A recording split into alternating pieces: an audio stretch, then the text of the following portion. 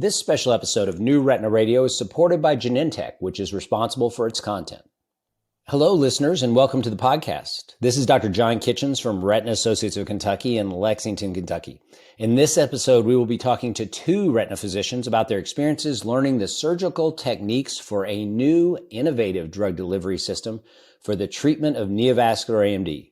First, we have Dr. Carl O. from Tennessee Retina. Carl, welcome to the podcast. Thanks, John. I'm happy to be here, and particularly to be here with Aleksandra. That's a great lead-in, Carl. From the Cole Eye Center in Cleveland, we have Dr. Aleksandra Rachitskaya. Welcome, Aleksandra. Great to be here with you guys. Thanks so much. Okay, before we dive in, we'll go over the indication statement, boxed warning for Susvimo, and I'll provide a brief overview of the drug delivery system and how it works. Susvimo ranibizumab injection is indicated for the treatment of patients with neovascular or wet age-related macular degeneration who have previously responded to at least 2 intravitreal injections of a vascular endothelial growth factor or VEGF inhibitor medication. The Susvimo implant has been associated with a 3-fold higher rate of endophthalmitis than monthly intravitreal injections of ranibizumab. Many of these events were associated with conjunctival retractions or erosions. Appropriate conjunctiva management and early detection with surgical repair of conjunctival retractions or erosions may reduce the risk of endophthalmitis. In clinical trials, 2% of patients receiving a ranibizumab implant experience at least one episode of endophthalmitis. Susvimo is an intraocular, long-acting port delivery system that enables continuous delivery of ranibizumab into the vitreous. As a refillable implant, Susvimo is surgically placed in the vitreous in an outpatient surgical center, and refills are performed as an in-office procedure approximately every 6 months. Susvimo dispenses a customized formulation of ranibizumab over time through passive diffusion down a concentration gradient into the vitreous cavity according to Fick's law. The delivery system includes a porous metal release control element specifically designed for ranibizumab, which allows for controlled continuous delivery of the drug over time. Retinal surgeons should refer to the instructions for use and the procedure guides for a more detailed explanation of both the implant and the refill procedures. So, Carl, I'd like to start with you to just kind of review where we're at as far as the treatment landscape for exudative age-related macular degeneration. Sure, John. Well, the huge evolution in our treatment of wet AMD was the introduction of anti-VEGF therapy, in 2006. And that has really been our mainstay and continues to be. It involves regular injections of anti-VEGF medications into the eye. These intravitreal injections are done anywhere from 1 month to sometimes 3-month intervals, individualized for the patient. And with appropriate treatment, we've been really quite successful at maintaining and occasionally even improving vision of patients with neovascular AMD. And Aleksandra, I think one thing that's been borne out time and time again is the relationship between number of injections and how patients do. Can you comment on what we found? Yes, I think we, as Carl has alluded to, we have wonderful clinical trials showing that different anti-VEGFs work well in neovascular AMD. However, when you look at the real world, and this is what we see in our clinics, we can see that there is a relationship between the number of anti-VEGF injections and vision outcomes. Yeah, and I'll add to that, Aleksandra, hand in hand with that goes a desire to have great outcomes. And that's been one of the frustrations of our current treatments, is that we all want wonderful outcomes for our patients, but virtually every real-world study has shown that our typical outcomes fall short of what we achieve in the pivotal clinical trials. The American Society of Retina Specialists 22nd Annual Preferences and Trends Survey for 2020, discussed here with their permission, found that the top 2 unmet needs of retina specialists are how to reduce treatment burden and ensure long-acting sustainable delivery. Additional concerns were developing new treatment mechanisms of action, improved efficacy, and improved safety. Carl, can you talk to us a little bit about Susvimo? Yes, Susvimo is a new therapy that involves an implant surgically placed in the scleral wall, covered by Tenon's capsule and conjunctiva, and filled with a highly concentrated version of ranibizumab. This is done in the operating room. The device releases drug into the eye over many months, and the contents of the implant can be refilled in the office at perhaps intervals as infrequently as every 6 months. And what we've seen in the clinical trials so far is that Susvimo allows us to achieve results for our patients equivalent to those seen with monthly injections. So, Carl, when you're looking in your clinical practice and you're starting to integrate Susvimo into your practice, who are going to be those patients that you look for? Who's the ideal candidate for Susvimo? The ideal first candidates, I think, would, of course, be a patient who has shown a good treatment response to anti-VEGF therapy. That's essential. It needs to be a patient who is generally healthy and who in particular has a healthy ocular surface, because we're looking at something that will rest on the scleral wall and beneath the conjunctiva and tenons for quite a long period of time. It's important that the patient not have some bad ocular exposure, severe dry eye, a really thin sclera, a number of conditions that we typically don't have to think about as much when we're looking for patients who need intravitreal injections. So these additional concerns will be very important with Susvimo. We also want to make sure that the patient is one who will be particularly willing to monitor the appearance and the feeling of their eye. Not that patients don't tend to do that, but we want early warnings from our patients if there's anything that's suspect about the surface of the eye, not just the quality of their vision.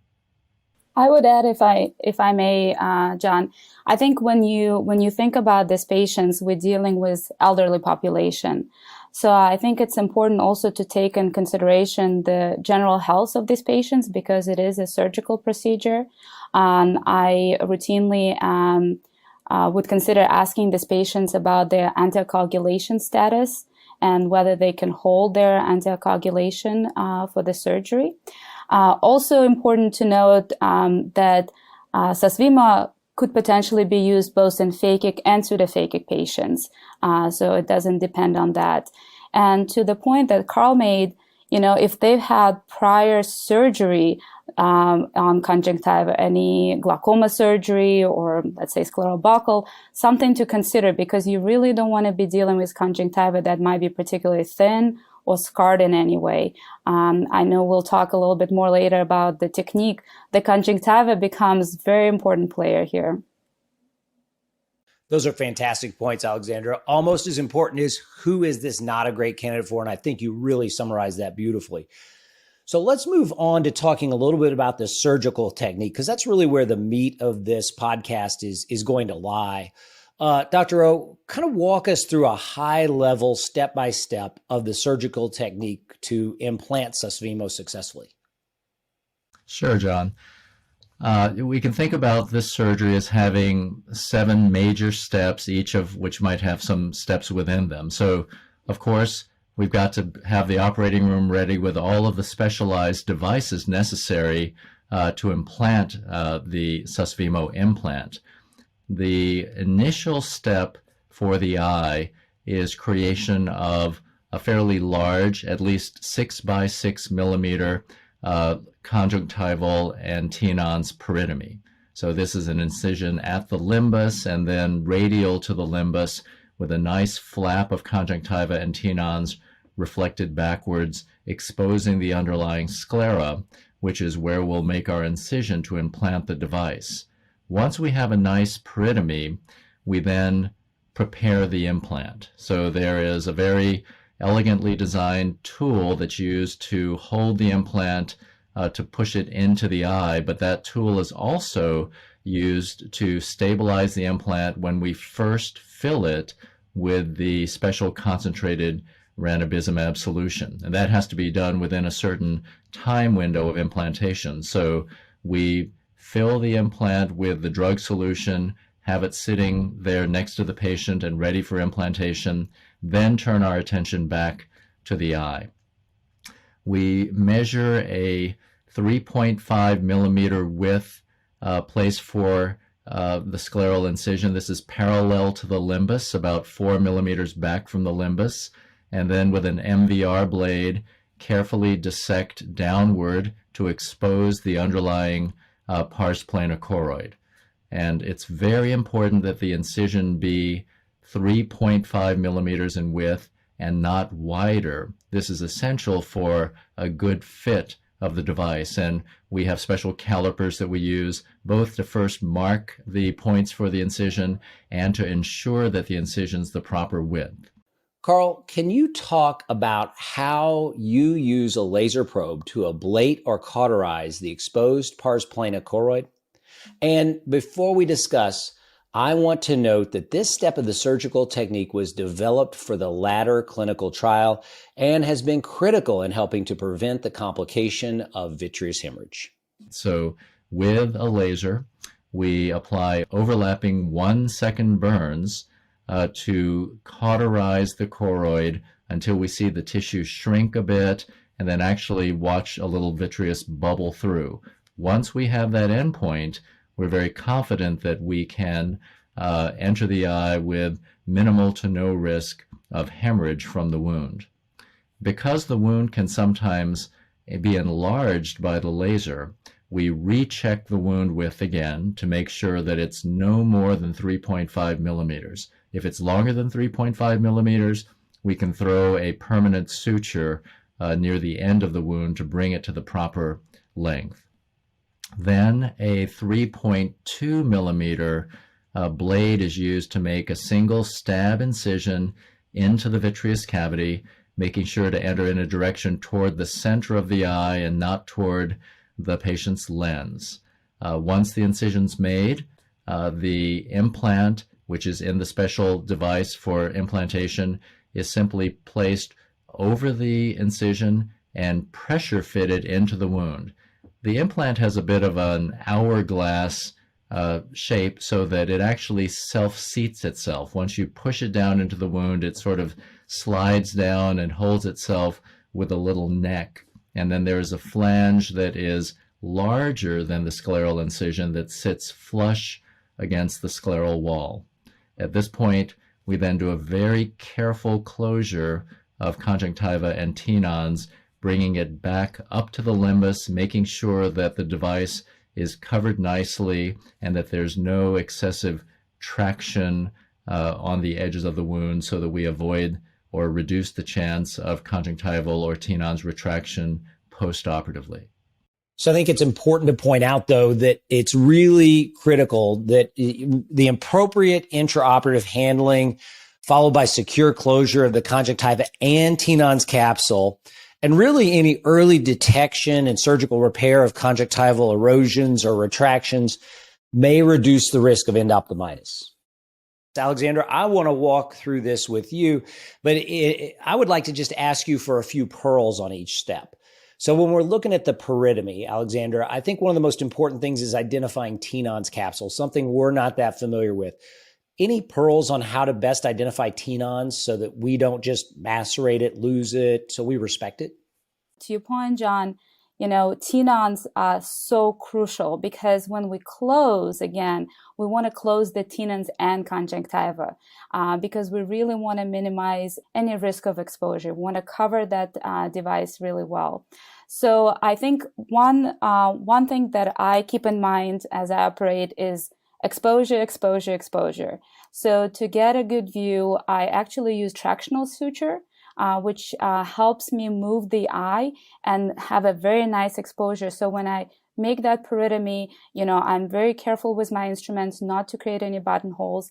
And then I actually, once I make a radial incision, I put my instruments and bring the tenons up to the limbus. So I kind of when I cut both tenons and conjunctiva at the same time, because we know the tenons insert a little bit more posterior, about 1 to 2 millimeters back.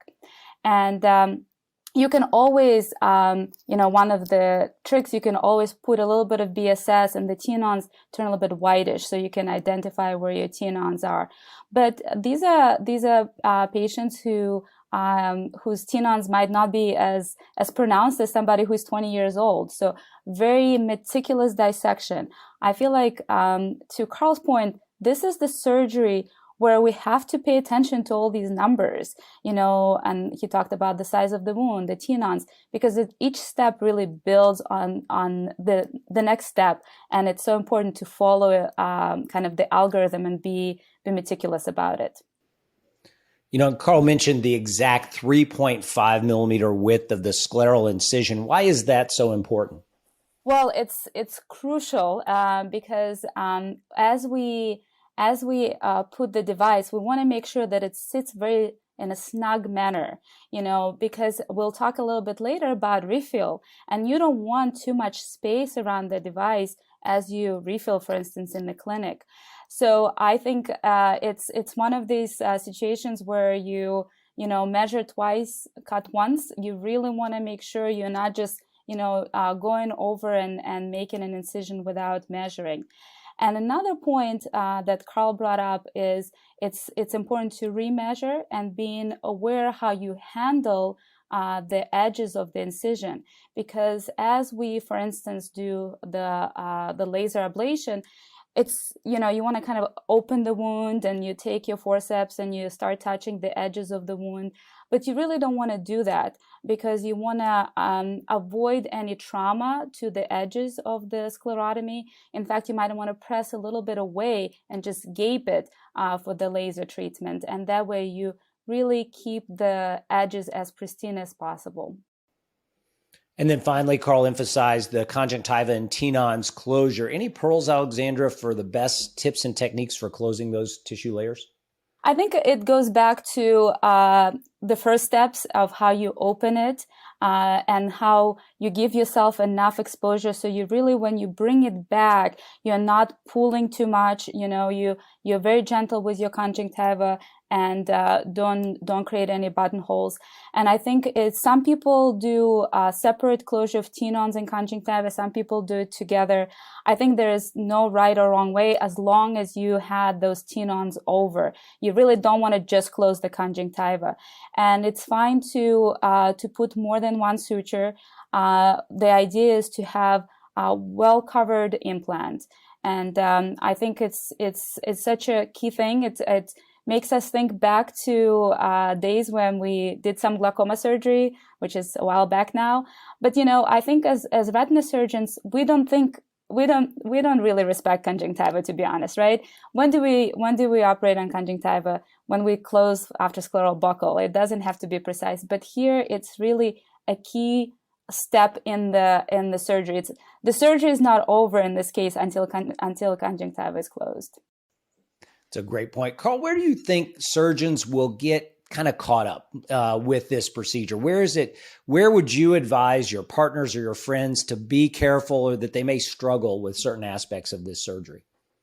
What we've seen in the clinical trials is that the few cases of endophthalmitis are strongly associated with retraction or exposure of the implant due to some problem with the overlying conjunctiva or tenons.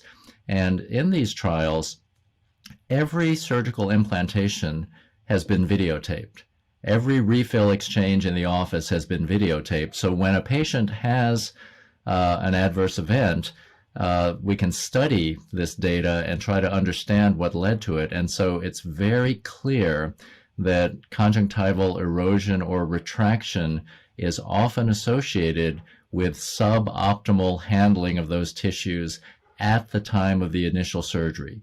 Too much traction on the wound edges, the peritomy not being brought all the way back to the limbus, not being anchored with a little bite of sclera to really make sure that it won't pull back. And so by doing that, we have a tremendous opportunity to reduce the incidence of these adverse events. So that's very important. So, Aleksandra, you are a little earlier in learning these techniques than Carl. What can you tell us about someone who's just coming into this Susvimo surgery? What sort of things were you not expecting that were different or difficult or easier than you would expect? I think I would agree with Carl. If you look at the steps themselves, they're not challenging. You know, we probably do some more challenging things in some other instances, but there's some new steps and there's some things that you need to pay attention that we usually don't pay attention to. So I would say that was more of a challenge than than the steps themselves. And for instance, we don't do, at least I have never done, laser ablation of pars plana, and what response to see, right? When enough is enough. And when you see that vitreous kind of bubble up, is that okay? Which of course it is. But it's kind of things you might have not seen before. And so I found it very helpful to have the training that was provided, because it really normalized the surgery for me, and I knew all the steps before I was actually doing it on the first patient. And that's what I found quite helpful, talking to my colleagues and doing some of the training. So, Aleksandra, what were some of the things that you found most useful as far as helping you to, prepare and for this technique? Well, I think there's so many great resources of how one can prepare for this. And I found them all useful for different purposes, I would say.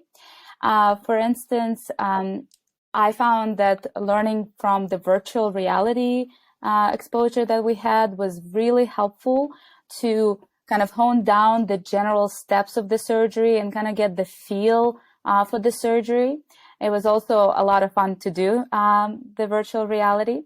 Also, I think talking to people who've done a lot of these surgeries and maybe observing somebody can be extremely helpful to get those tips and tricks. What I find actually most helpful for my style of learning is watching a lot of surgical videos. And as Carl has alluded, the beauty of Susvimo is there's been all these videos recorded of different surgeons doing the surgery and doing refills. It's such a wealth of information. And seeing somebody who is an expert comment on the surgeries, and not only what is going well, but also what might not be going so well, is really helpful for a learner like me. Because whenever I'm in surgery, I think of all the potential things that can happen. So knowing what to anticipate, I think sometimes is more important than just knowing the steps. And so I found that extremely helpful. And to Carl's point, when you prepare for a surgery like this, I think ahead of time, you need to make sure you have all your instruments, you have everything ready for a successful surgery, and you should probably do that, a week ahead of time, depending on your surgical center. But what I like to do for a new surgery like this, so I'm not, thinking during the surgery, how long is my incision going to be, kind of the night before, to go over those steps and remember those key points and key tips and tricks. I think that's really helpful for me. Carl, we've talked about this being a new technique. What should be a learning curve? Should physicians feel that this is going to take them 5 cases, 10 cases? What should they expect? That's a great question and a hard one to answer. I think for every surgeon, there'll be a different number of cases, but so much has to do with what Aleksandra's talked about, that the surgeons who are new to Susvimo now will have the benefit of watching all of these videos and hearing the experience of many people who've done them already. So that's a big head start in terms of being prepared.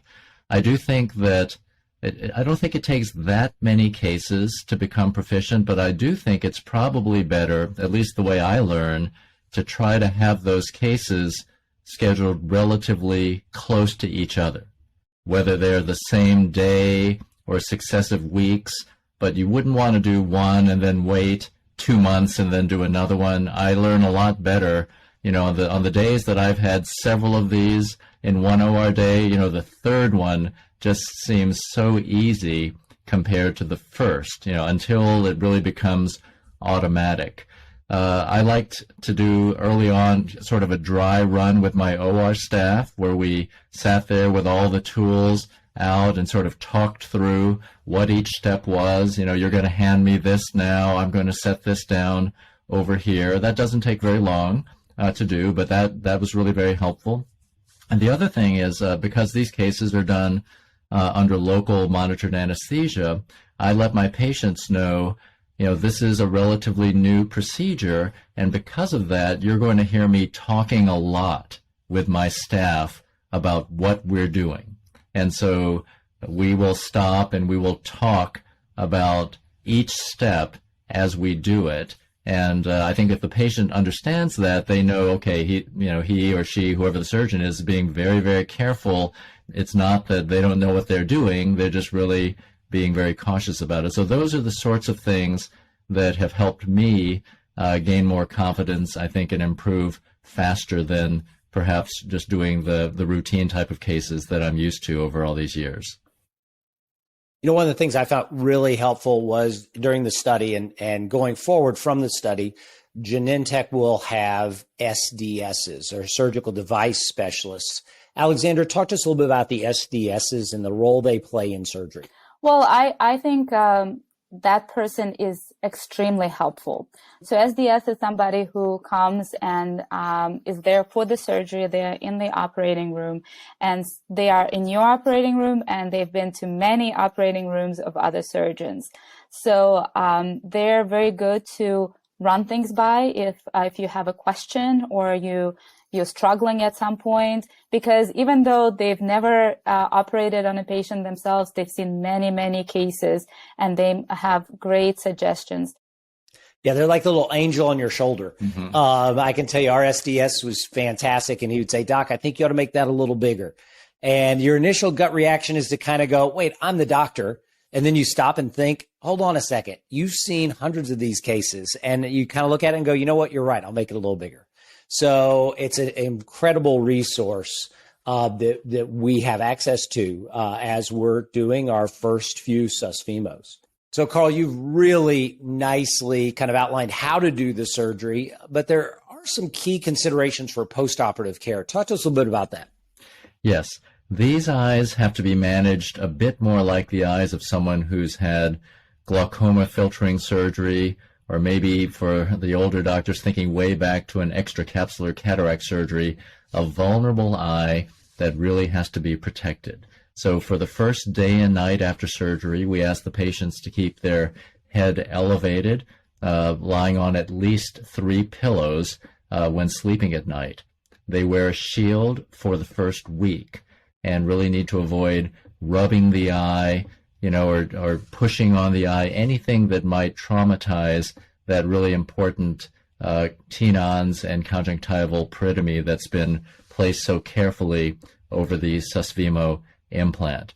We also ask them to limit really strenuous physical activity for a month. So all of these things, I think, just really show that unlike a lot of our other retinal surgeries, we're very worried about the surface of the eye in patients who've had the Susvimo implant. And Aleksandra, a big part of this is the refill procedure. Can you walk us through a refill procedure?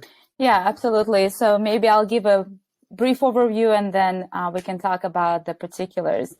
I think the refill procedure is something that requires some mastering. It's not the same as the intravitreal injections that we might be used to. So first, of course, the patient's pupil has to be dilated. And when you position the patient, you want to recline them in exam chair to almost supine position at approximately 20 to 30 angle to allow optimal visualization of the implant. You want to prep the eye by applying broad spectrum microbicide to periocular skin, eyelid, and ocular surface before you begin the refill exchange procedure. And the refill exchange procedure is performed under topical anesthesia. Usually any additional anesthesia is not required.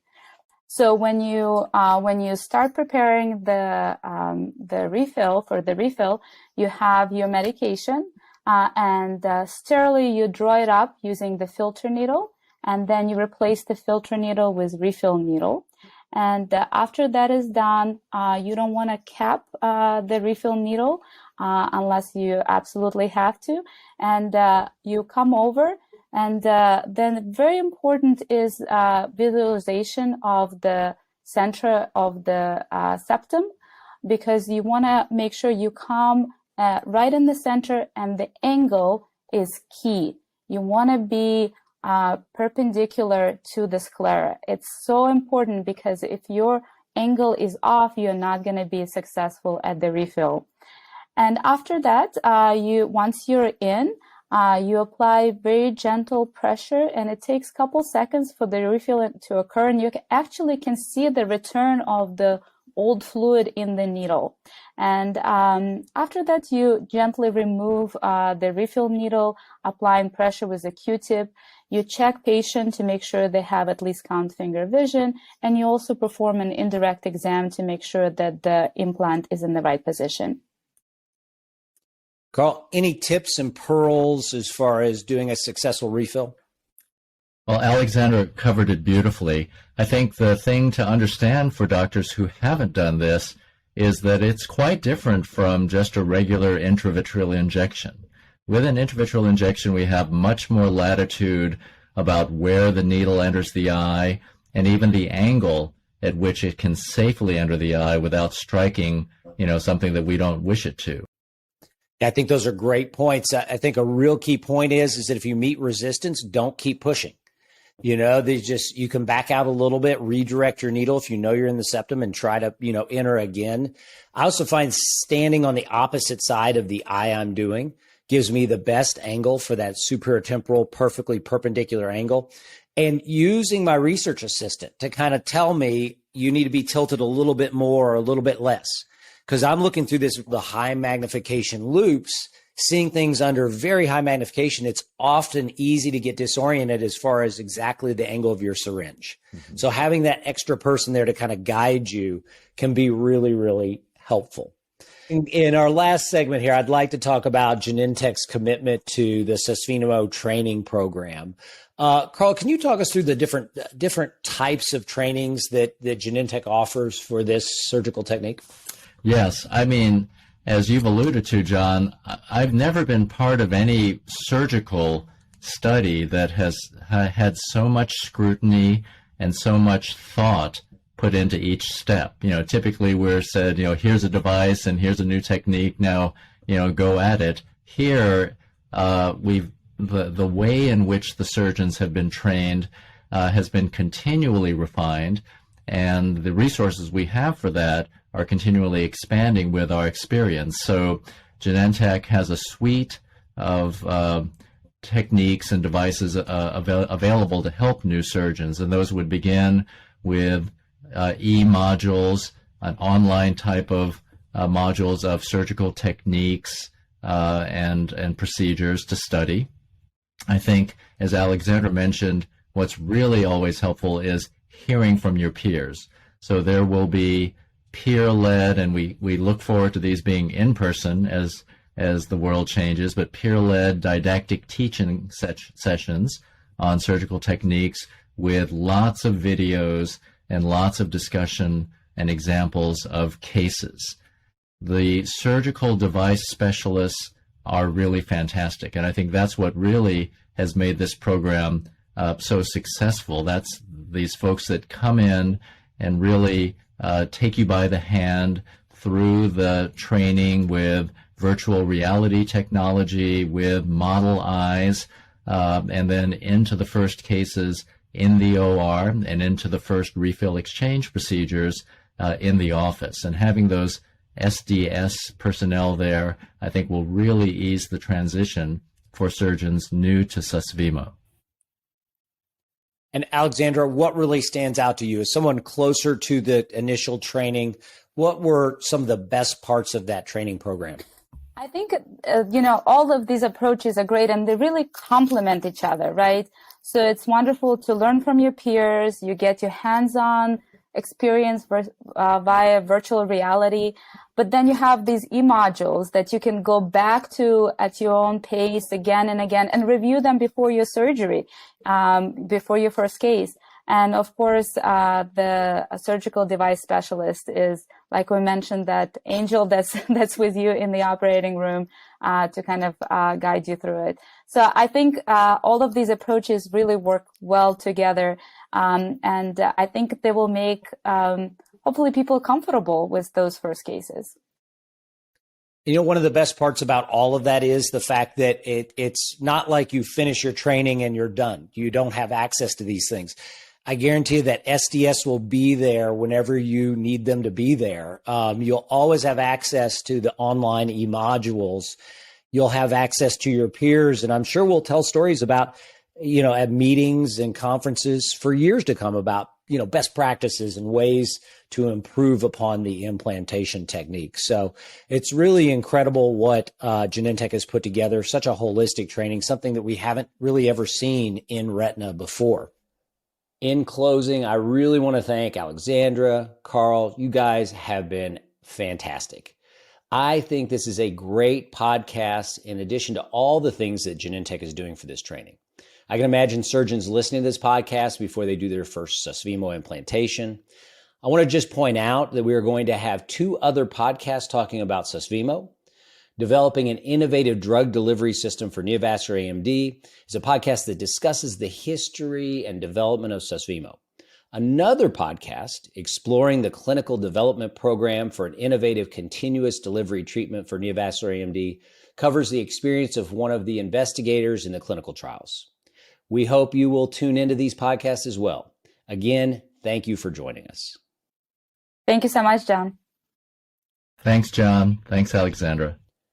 Please listen carefully to the following important safety information. Susvimo is contraindicated in patients with ocular or periocular infections, active intraocular inflammation, or hypersensitivity to ranibizumab products or any of the excipients in Susvimo. The Susvimo implant and/or implant-related procedures have been associated with endophthalmitis, rhegmatogenous retinal detachment, implant dislocation, septum dislodgement, vitreous hemorrhage, conjunctival erosion, conjunctival retraction, and conjunctival blebs. Patients should be instructed to report any signs or symptoms that could be associated with these events without delay. In some cases, these events can present asymptomatically. The implant and the tissue overlying the implant flange should be monitored routinely following the implant insertion and refill exchange procedures to permit early medical or surgical intervention as necessary. Special precautions need to be taken when handling Susvimo components. In the active comparator period of controlled clinical trials, the ranibizumab implant has been associated with a 3-fold higher rate of endophthalmitis than monthly intravitreal injections of ranibizumab. 1.7% in the Susvimo arm versus 0.5% in the intravitreal arm. When including extension phases of clinical trials, 2% or 11 of 555 of patients receiving the ranibizumab implant experienced an episode of endophthalmitis. Reports occurred between day 5 and day 853, with the median of day 173. Many, but not all, of the cases of endophthalmitis reported a preceding or concurrent conjunctival retraction or erosion event. Endophthalmitis should be treated promptly in an effort to reduce the risk of vision loss and maximize recovery. The Susvimo dose or refill exchange should be delayed until resolution of endophthalmitis. Patients should not have an active or suspected ocular or periocular infection or severe systemic infection at the time of any Susvimo implant or refill procedure. Appropriate intraoperative handling followed by secure closure of the conjunctiva and Tenon's capsule and early detection and surgical repair of conjunctival erosions or retractions may reduce the risk of endophthalmitis.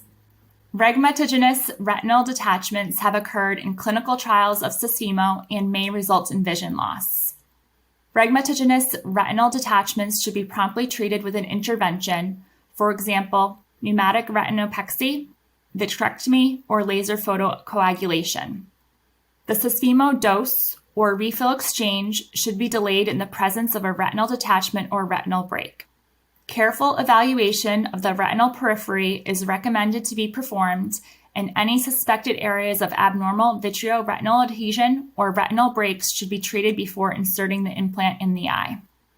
In clinical trials, the device dislocated or subluxated into the vitreous cavity or extended outside the vitreous cavity into or beyond the subconjunctival space. Device dislocation requires urgent surgical intervention.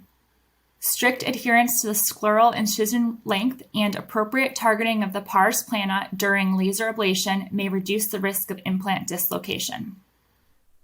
In clinical trials, a type of implant damage where the septum has dislodged into the implant body has been reported. Perform a dilated slit lamp exam and/or dilated indirect ophthalmoscopy to inspect the implant in the vitreous cavity through the pupil prior to and after the refill exchange procedure to identify if septum dislodgement has occurred. Discontinue treatment with Susvimo following septum dislodgement and consider implant removal should the benefit of the removal procedure outweigh the risk. Appropriate handling and insertion of the refill needle into the septum while avoiding any twisting and/or rotation is required to minimize the risk of septum dislodgement. Vitreous hemorrhages may result in temporary vision loss. Vitrectomy may be needed in the case of non-clearing vitreous hemorrhage. In clinical trials of Susvimo, including extension phases, vitreous hemorrhages were reported in 5.2% or 23 of 443 of patients receiving Susvimo. The majority of these hemorrhages occurred within the first postoperative month following surgical implantation, and the majority of vitreous hemorrhages resolved spontaneously. Patients on antithrombotic medication, for example, oral anticoagulants, aspirin, non-steroidal anti-inflammatory drugs, may be at increased risk of vitreous hemorrhage. Antithrombotic medications are recommended to be temporarily interrupted prior to the implant insertion procedure. The Susvimo dose or refill exchange should be delayed in the event of sight-threatening vitreous hemorrhage. The use of pars plana laser ablation and scleral cauterization should be performed to reduce the risk of vitreous hemorrhage. A conjunctival erosion is a full-thickness degradation or breakdown of the conjunctiva in the area of the implant flange. A conjunctival retraction is a recession or opening of the limbal and/or radial peritomy. Conjunctival erosions or retractions have been associated with an increased risk of endophthalmitis, especially if the implant becomes exposed. Surgical intervention, for example, conjunctival or Tenon's capsule repair, is recommended to be performed in cases of conjunctival erosion or retraction with or without exposure of the implant flange. In clinical trials of Susvimo, including extension phases, 3.6% or 16 of 443 of patients receiving Susvimo reported conjunctival erosion in 1.6% or 7 of 443 of patients receiving Susvimo reported conjunctival retraction in the study eye. Appropriate intraoperative handling of the conjunctiva and Tenon's capsule to preserve tissue integrity and secure closure of peritomy while ensuring placement of sutures away from implant edge may reduce the risk of conjunctival erosion or retraction. The implant and the tissue overlying the implant flange should be monitored routinely following the implant insertion. A conjunctival bleb is an encapsulated elevation of the conjunctiva above the implant flange, which may be secondary to subconjunctival thickening or fluid. Conjunctival blebs may require surgical management to avoid further complications, especially if the implant septum is no longer identifiable due to the conjunctival bleb. In clinical trials of Susvimo, including extension phases, 5.9% or 26 of 443 of patients receiving Susvimo reported conjunctival bleb or conjunctival filtering bleb leak in the study eye. Strict adherence to the scleral incision length, appropriate intraoperative handling of the conjunctiva and Tenon's capsule to preserve tissue integrity and secure closure of peritomy, and proper seating of the refill needle during refill exchange procedures may reduce the risk of conjunctival bleb. Visual acuity was decreased by an average of 4 letters in the first postoperative month and an average of 2 letters in the second postoperative month following initial implantation of Susvimo. Minimize air bubbles within the implant reservoir as they may cause slower drug release. During the initial fill procedure, if an air bubble is present, it must be no larger than 1/3 of the widest diameter of the implant. If excess air is observed after initial fill, do not use the implant. During the refill exchange procedure, if excess air is present in the syringe and needle, do not use the syringe and needle. If excess air bubbles are observed after the refill exchange procedure, consider repeating the refill exchange procedure. Use caution when performing ophthalmic procedures that may cause deflection of the implant and subsequent injury. For example, B-scan ophthalmic ultrasound, scleral depression, or gonioscopy. In the neovascular AMD archway study following the Susvimo initial fill and implant insertion, refill, and implant removal, if necessary, procedures up to the week 40, the most common, or greater than or equal to 10%, adverse reactions up to week 40 were conjunctival hemorrhage in 72%, conjunctival hyperemia in 26%, iritis in 23%, and eye pain in 10%. Females of reproductive potential should use effective contraception during treatment with Susvimo and for at least 12 months after the last dose of Susvimo. No studies on the effects of ranibizumab on fertility have been conducted, and it is not known whether ranibizumab can affect reproduction capacity. Based on the anti-VEGF mechanism of action for ranibizumab, treatment with Susvimo may pose a risk to reproductive capacity. You may report side effects to the FDA at 800-FDA-1088 or www.fda.gov/medwatch. You may also report side effects to Genentech at 888-835-2555. Please see additional important safety information in the full Susvimo prescribing information, including boxed warning.